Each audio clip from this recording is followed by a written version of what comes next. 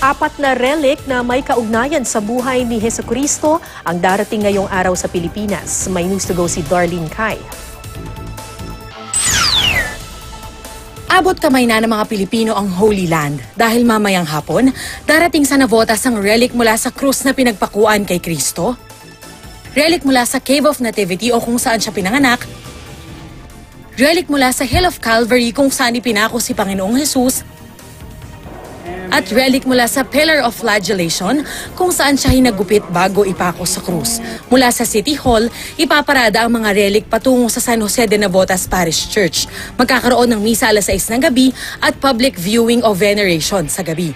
Bukod sa mga nabanggit na relic, nauna nang dumating sa Santo Niño de Pasión, Quasay Parish ang 14 na relic stones mula sa mismong pinangyarihan ng 14 Stations of the Cross. Yung mga relic stones, may certificate sila from the Custody of the Holy Land, the Franciscan Friars of the Custody of the Holy Land, at yun namang relic of the cross coming from the Discalced Augustinian Fathers, the Postulator General of the Discalced Augustinian Fathers, yung certificate na yan, na pinapatunayan na itong mga bagay na to talaga ay authentic, na talagang galing sila mismo sa very places na yan.